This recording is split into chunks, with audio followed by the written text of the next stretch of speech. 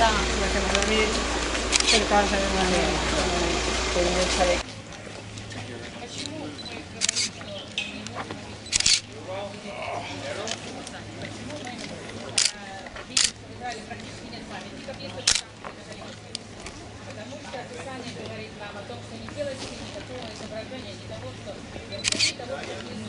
So again, the site is identified, purchased on the turn of the 20th century. The big challenge for the Franciscans who make this building, which by the way again plays nicely with the use of limestone and basalt stone, is to find out any illumination over the scriptures. Can the New Testament scriptures come alive through archaeological work? This is what they hope to achieve. And behind me you can see one of those archaeological areas which were opened, looking for something that would be unique. It's definitely inhabited, this area. This is all an area where people dwell. But after being to Migdal, you can compare the quality. It's less. It's basically people just taking some of the local stones and putting them together. You don't even have hewn stones, cut stones to fit, you know, a proper pavement, no mosaic floors. It's all pretty simple. These are fishermen. These are people that live a rather basic lifestyle. And there's definitely nothing here that could indicate the synagogue or the home of the mother-in-law of Peter. If she lived here, there's no archaeological indication to say this is it. Okay? We didn't find a doormat. Welcome to my home, Peter's mother-in-law.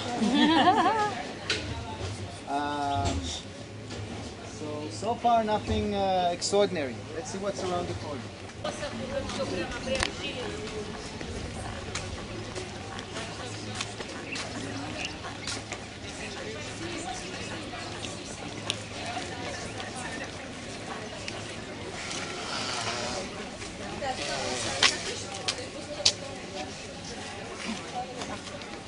Interesting evidence showing the occupation of those people who lived here. How did they make a living? Probably you should be able to tell me by now. Okay, we all recognize the base and all the press. You see the round groove, and it's all by gravity channeled to a big vat that is sunken in the floor.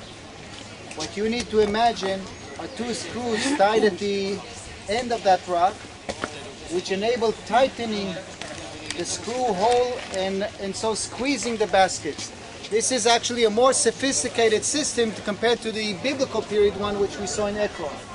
This is Roman. This is Roman technology that is enabling this, but the crushing device is the same. I mean, it's also actually more developed than the one in Ekron, but it's the same that we find also elsewhere. It's made out of two stones, one rolling on top of the other, and its weight crushes the olive and its seed, and then at crush is squeezed over here. In the back you can see devices for grinding wheat. This is an industrial flour mill which is made out of two components. The male component on the right side with a bit of white plaster over it. You need to imagine the female component riding on top of it. It's basically a double conic device that once it's on top of it, you turn it. You turn it, and then you pour wheat from the top, and it, by gravity, falls into the grinding zone, and by gravity it ends up pouring from the sides, but now it's flour. Okay, we have quite a few examples of this. Here's another one on the right side. In the back you can see basalt stones, basalt pillars, and a simple Doric capital to demonstrate the way they roof their homes. All of this is the local black basalt stone. I mentioned already that the whole Golan Heights behind you, a set of volcanic eruptions caused them to flood in a way with lava this whole area, even beyond the Jordan River. Eastern Galilee, parts of it are also covered by basalt on top of limestone, the white limestone. And here the coat is all basalt, and that is what they use. But in the back, can you see some white limestone as well? And the white limestone pieces are very, very nicely ornamented. This is some sort of stone that was brought from a different origin, from a quarry, not here, and was very nicely fixed to decorate some structure. If you are putting all of this in Jewish context, what are we potentially talking about? The synagogue of ancient Tiberias. So here you can see just architectural fragments. But where is the synagogue itself? Let's pass this group, follow me.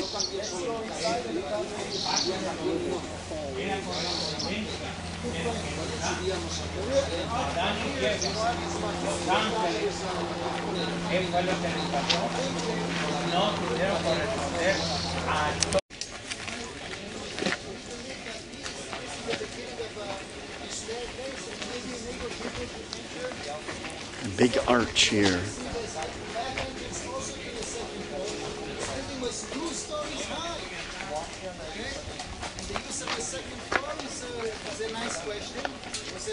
The women's section, as we know in synagogues today, or as I mentioned already before, we don't really have evidence that they used to split it.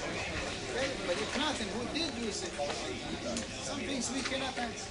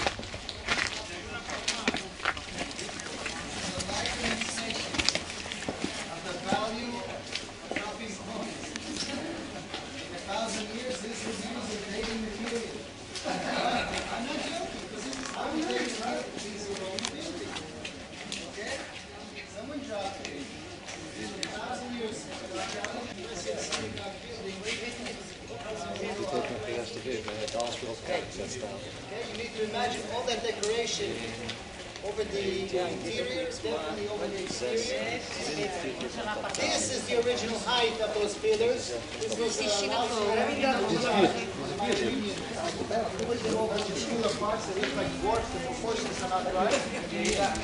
and they did start reconstructing the second floor. You can see the entrance there at the top of the pillar. This building was 5-6 times higher than what we're seeing right now. I mean, these ones.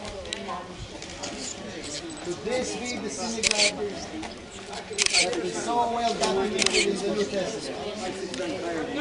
And this one, yes, this is half height. This is only half.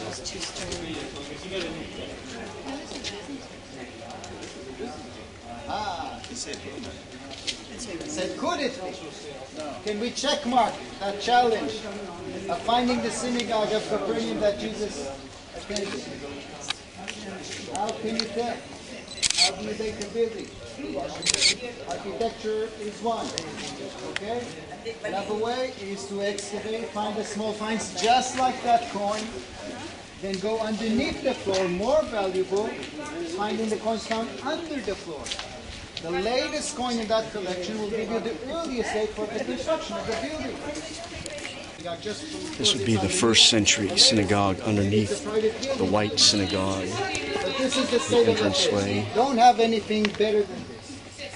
This is the closest I can get you to the first century synagogue of Jesus. And if we do agree that it is, then we can finally check mark that challenge.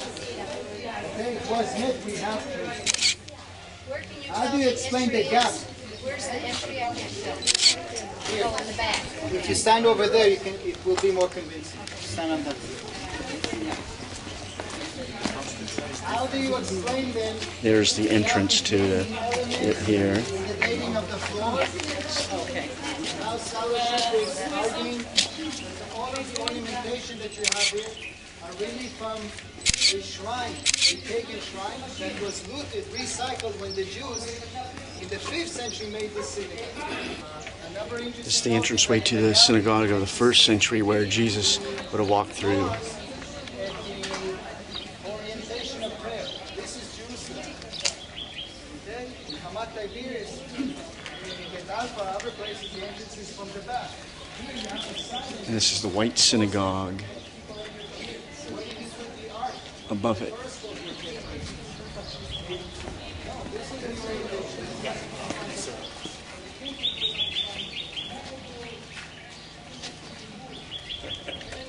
I'll get out of your way.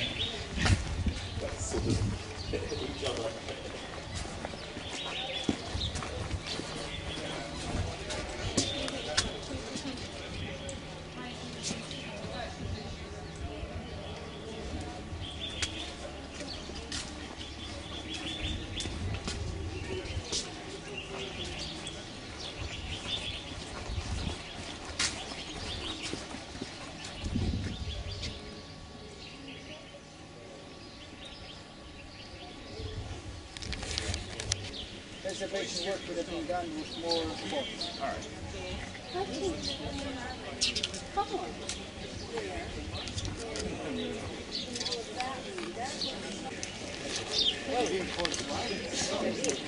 That's a nice reconstruction.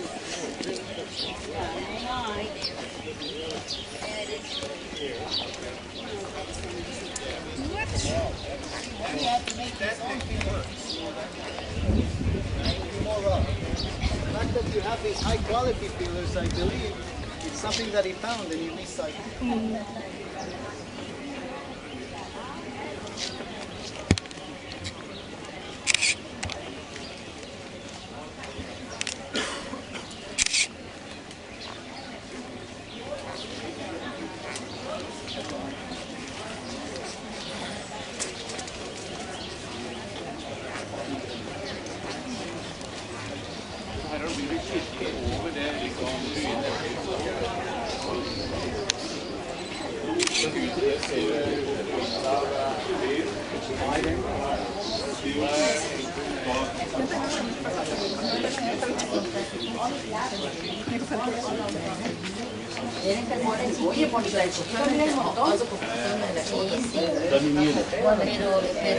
Era una ciudad Where did you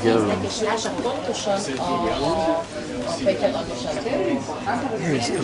Okay? Akkor ez amit látnak le. Ez a kripta, ez a templo. Okay? De itt van a házak, itt van a házak, amiket szívbarlát házak. És persze a zsinagóga,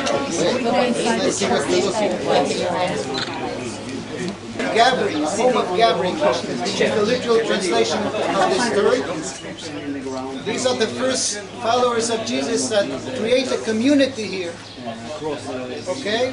And yet the rest of the village is apparently Jewish, so they mark it, they frame it, they protect themselves from the other people of the other religion.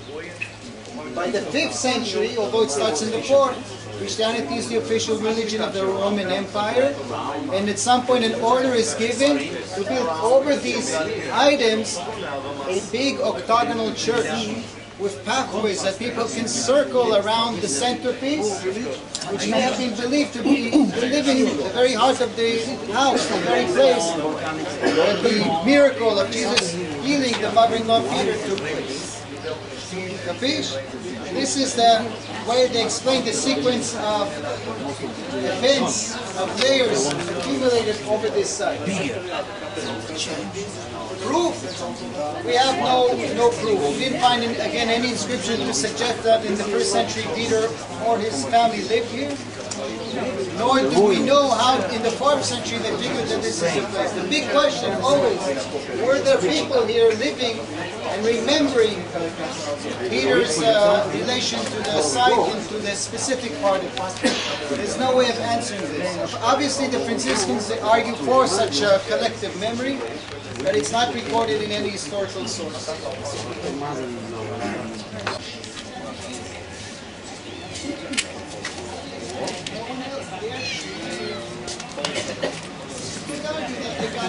From historical record don't have this section. In late Middle Ages. So I think here it's just total coincidence. Okay, you should look at it like this flower. That's a new one. Right there. Write that down. That's So, Store of David here, and what's the date? about 5th century. And then the next time we see it is like 15th century. Always a common symbol for Star of David here.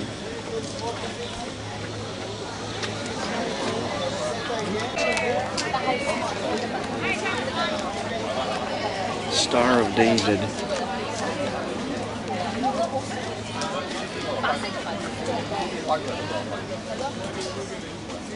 At Capernaum, we're at Capernaum. Okay, you can see it also from the side thanks to the special depiction here, indicating that this was a building. The pillars were supporting the roof. You can see a bit of the roof. But then you also have wheels underneath it. That makes it all very bizarre. If the Jews were trying to show the temple and the memory of the temple, which I argue is what they kept doing again and again in synagogue, what are the wheels doing there? The wheels take us to something portable. What was portable and holy for the Jews? The Ark of the Covenant and in the tabernacle time. Okay? So maybe it's trying to show a symbolic memory of the Ark of the Covenant during the days of the Exodus. I argue all answers are correct. This is a symbolisms item.